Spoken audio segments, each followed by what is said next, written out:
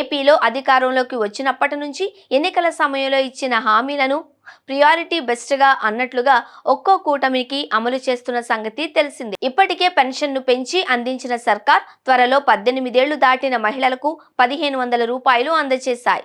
ఈ సమయంలో మరో గుడ్ న్యూస్ తెరపైకి వచ్చింది. అవును, ఏపీలో మహిళలకు వరుసగా పథకాలు అమలవుతున్నాయి. ఇందులో భాగంగా ఇప్పటికే పెంచిన పెన్షన్, డ్వాక్రా మహిళలకు వడ్డీ లేని 10 లక్షల రూపాయల లోన్ ను త్వరలో అందించనున్నట్లు తెలిపారు. ఈ సమయంలో ఏపీలో ఆర్టీసీ బస్సుల్లో మహిళలకు ఉచిత ప్రయాణంపై ప్రకటన వచ్చేసింది.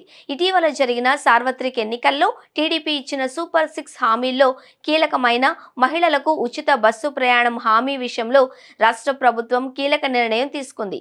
ఇందులో భాగంగా ఈ హామీ అమలు తేదీని ప్రకటించారు. ఈ మేరకు ఆగస్టు 15 నుంచి మహిళలకు బస్సుల్లో ఉచిత ప్రయాణం కల్పించేలా ప్రభుత్వం నిర్ణయం తీసుకుంది. ఇప్పటికే ఈ హామీ అమలు సాధ్యాసాధ్యాలపై అధికారులు అధ్యయనం చేసి ప్రభుత్వానికి ఓ నివేదిక ఇచ్చారని చెప్పారు.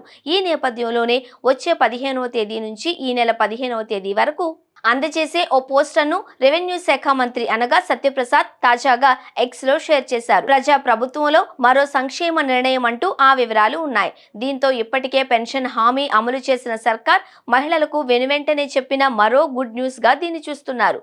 ఇది త్వరలో ఏడాదికి 3 సిలిండర్లు ఉచిత హామీ కూడా అమలుకు నోచుకునే అవకాశం ఉందని, త్వరలో రాష్ట్ర ప్రభుత్వం ఈ మేరకు మరో న్యూస్ చెప్పబోతుందని అంటున్నారు.